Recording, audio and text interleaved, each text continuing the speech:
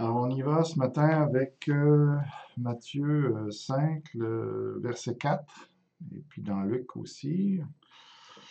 Euh, Heureux les affligés, car ils seront consolés.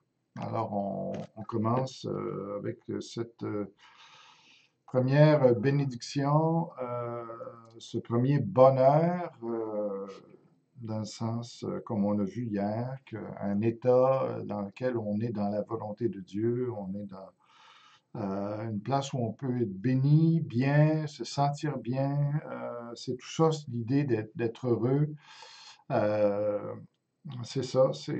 Puis, ça comprend aussi, comme on a vu, la joie. Voilà. Mais il dit, ce qui est un peu contradictoire, heureux les affligés, car ils seront consolés. Alors, ici, on commence les bénédictions qui sont au futur. On a vu que dans le verset précédent, heureux les pauvres en esprit, que le royaume des cieux est à eux, tandis qu'ici, heureux les affligés, car ils seront consolés. Donc ici, prioritairement, ce que ça parle, c'est que dans le futur, lorsqu'on va être avec le Seigneur, lorsqu'on va être dans son royaume, on sera consolé à ce moment-là. On a une dualité ici, heureux les affligés, c'est ceux qui le sont maintenant à cause de la vie présente.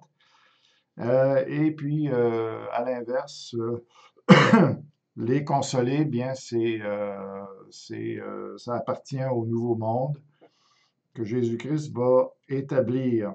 Donc, on parle d'un monde d'un côté ici qui est éprouvant, qui est attristant, par rapport à un monde nouveau où tout ne sera que joie, tout ne sera que consolation. Et consolation n'implique pas, n'impliquera pas de peine, hein, de tristesse à ce moment-là, puis que comme si la consolation était assurée, ce serait ça l'éternité finalement, qu'il y aurait des peines ou des tristesses, mais l'assurance serait qu'elle serait toujours consolée. Par contraste, ici, où on peut avoir des peines non consolées, mais c'est pas ça que ça dit. OK? Alors ici, ça dit vraiment, quand il dit seront consolés, ça veut dire qu'il n'y aura même plus de peine, il n'y aura même plus de tristesse.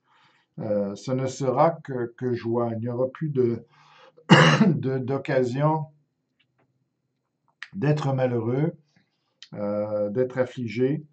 On sera pleinement consolé éternellement.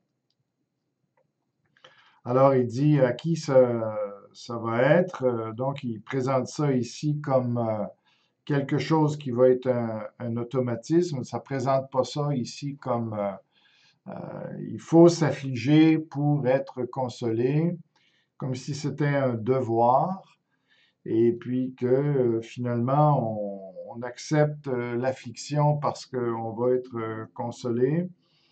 Non, c'est présenté plus ici comme un fait. Ceux qui sont affligés seront consolés. Alors, c'est un inévitable. Et puis, alors, quand on parle ici d'être affligé, eh bien, on parle de surtout, alors, les gens peuvent être affligés pour différentes choses parce qu'ils font le mal, parce qu'ils font des mauvaises choses. Alors, c'est pas de cette affliction-là dont il est question, parce que c'est pas certain du tout que si les gens sont affligés parce qu'ils font des bêtises, parce qu'ils font le mal, qu'ils seront consolés. Alors, ça parle ici d'être affligé justement de nos péchés, des injustices qu'il y a dans ce monde. Alors, finalement, ici, c'est des afflictions qui sont provoquées parce qu'on est juste, parce qu'on veut être juste, parce qu'on veut que la vérité soit dans le monde, on veut que justice soit rendue. C'est ça qui nous afflige. On veut être nous-mêmes, on veut être bien, on veut être correct, on veut faire le bien. Et lorsqu'on ne le fait pas, eh bien, ça nous attriste. Alors, ici, ça comprend une affliction qui est personnelle sur nos propres péchés, mais aussi sociale, lorsque l'injustice règne partout, comme on le voit actuellement dans les justes. Alors pour s'affliger de ça, il faut être juste soi-même, parce que sinon on n'y prend part.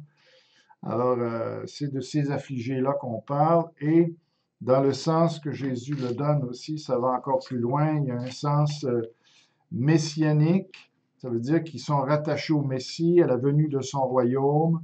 C'est ça. Alors, ici, les Juifs attendent le Messie. C'est ça la prochaine consolation. Alors, dans Ésaïe, ici, c'est un espèce d'accomplissement d'Ésaïe 61, versets 1 à 3. Ça dit, l'Esprit du Seigneur l'Éternel est sur moi, car l'Éternel m'a oint pour porter de bonnes nouvelles aux malheureux. Il m'a envoyé pour guérir ceux qui ont le cœur brisé, pour proclamer aux captifs la liberté et aux prisonniers la délivrance, pour publier une année de grâce de l'Éternel et un jour de vengeance de notre Dieu, pour consoler tous les affligés. Donc, c'est la perspective aussi de ce que les Juifs attendent ici, pour accorder aux affligés de Sion, pour leur donner un diadème au lieu de la cendre, une huile de joie au lieu du deuil, un vêtement de louange au lieu d'un esprit abattu, afin qu'on les appelle des térébintes de la justice, une plantation de l'Éternel pour servir à la gloire. Non, c'est dans cette perspective-là, cette promesse-là, ici, qu'il faut voir ce verset-là comme l'accomplissement, finalement, un début d'accomplissement de ce qui avait été promis par rapport au Messie, la venue du Messie dans l'Ancien Testament. Alors, c'est voilà, dans ce cadre-là que va se faire la consolation pour les Juifs, mais aussi pour tout le peuple de Dieu, finalement, parce que ici, quand Jésus parle, ça ne s'applique pas seulement aux Juifs, il parle ici de la loi du royaume, ou en tout cas des conditions du royaume. Alors, ici, ça s'applique à nous. Si on est affligé à cause de notre foi, à cause du désir de servir Jésus, à cause du fait qu'on ne veut pas faire de compromis avec le mal, avec le péché, alors on est affligé. On est affligé parce qu'aussi, on est persécuté. Les gens ne nous comprennent pas. Les gens nous voient un peu comme étranges. Le fait que on croit en Jésus et puis qu'on veut pas, comme dit Pierre, qu'on veut pas faire comme les autres, bien, on est regardé un peu de travers et des fois, ça peut être plus sévère selon les familles, etc. Alors, mais notre espérance, c'est qu'on va être consolé. C'est une assurance, voilà. Alors, pour Matthieu, et si on tourne maintenant dans Luc 6, c'est plus terre à terre, comme on a vu avec Luc. Donc, si Matthieu, on parle d'une affliction de l'esprit, une affliction intérieure où on est triste surtout par rapport au péché, ça va avec l'ensemble de ce que Matthieu dit, il est plus vers les choses spirituelles, le péché, ce qu'on vit intérieurement avec Dieu, etc., tous les problèmes de conscience qu'on peut avoir, tout ça rentre là-dedans. Mais dans le verset 6, 21 de Luc, il dit, heureux vous qui avez faim maintenant, car vous serez rassasiés. On ne voit pas ça aujourd'hui, mais heureux vous qui pleurez maintenant. Donc, c'est plus évident. Dans le cas de Matthieu, ça peut être une souffrance intérieure, sans nécessairement qu'il y ait de larmes. Plus affligé à cause de nos péchés, etc. Tandis qu'ici, plus l'aspect extérieur carrément, où vraiment on exprime ça par les larmes, donc c'est plus physique.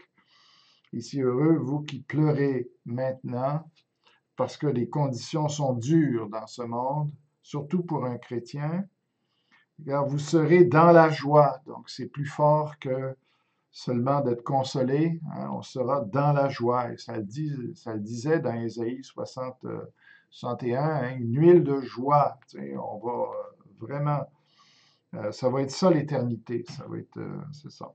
Et alors, c'est ça. Et puis, il dit, après, il dit au verset 25, Malheur à vous qui riez maintenant, car vous serez dans le deuil et dans les larmes. Alors, c'est ça, c'est le contraire du fait de rire, OK? Alors, il dit, alors il complète finalement, et aujourd'hui, à l'inverse, on voit qu'il y a des gens, malheur à vous qui riez maintenant, car vous serez dans le deuil et dans les larmes. Donc, c'est tout à fait le contraire. C'est ceux qui ne sont pas du tout affligés par tout le mal qu'il y a dans ce monde, toutes les injustices qu'il y a, eh bien, qui trouvent ça drôle aujourd'hui, qui aiment la vie aujourd'hui, puis qui ne se soucient pas du tout de toutes les misères qu'il y a dans ce monde, qui, au lieu de partager, etc., puis qui passent leur temps à festoyer et tout ça, eh bien, eux, c'est certain que dans l'éternité, ils vont être dans la souffrance et ils vont regretter amèrement de ne pas s'être souciés ni de Dieu, ni des autres à ce moment-là. Alors voilà la méditation pour ce matin. Que Dieu vous bénisse abondamment.